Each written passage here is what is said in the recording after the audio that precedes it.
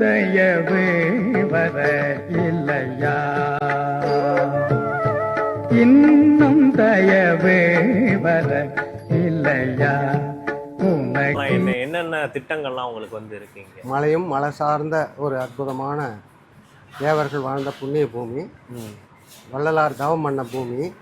இந்த பூமியில் தீபம் அறக்கட்டளை வேலைச்சேரியில் தர்மம் செஞ்சுன்னு வராங்க. அவங்களுக்கு ஏதோ மனசில் பட்டு ஜோதிமா மலைன்னு இங்கே இடம் வாங்கி ஒரு 5 ஏக்கர் நிலம் வாங்கியிருக்காங்க. அதில் அவங்களுடைய நோக்கம் மக்களுக்கு சேவை செய்யும். சேவைன்னா முதல்ல உணவு, அடுத்தது ஆதரவற்றவர்களுக்கு இடம், தர்மசாலை, உணவு சமைச்சு சுற்று பகுதியில் உள்ள மக்களுக்கெல்லாம் அரசு மருத்துவமனையில் செஞ்சியில் கொண்டு போய் டெய்லி 150 பேர் கொடுக்குறாங்க. தேவதானம்பேட்டையில் வள்ளலார் ஆன்மீக ஞான மையத்துக்கு ஒரு 50 பேருக்கு உணவு கொடுக்குறாங்க. இது தீபம் அறக்கட்டளையிலேருந்து காலையில் கஞ்சி கொடுக்குறாங்க. இந்த அற்புதமான பணியை அவர்கள் செய்கிறது.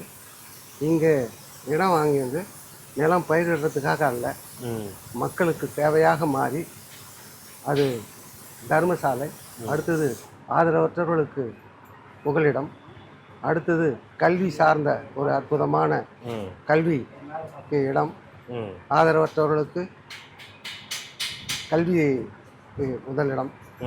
இதுபோல் மேலும் மேலும் வளர்ச்சி பாதையை நோக்கி பயணிக்கிற அற்புதத்தை தீபம் அறக்கட்டளையை சேர்ந்தவர்கள் அத்தனை நல்ல உள்ளங்களும் பாலகிருஷ்ண ஐயா அவர்கள் தலைமையில் இந்த அறக்கட்டளை இயங்குது.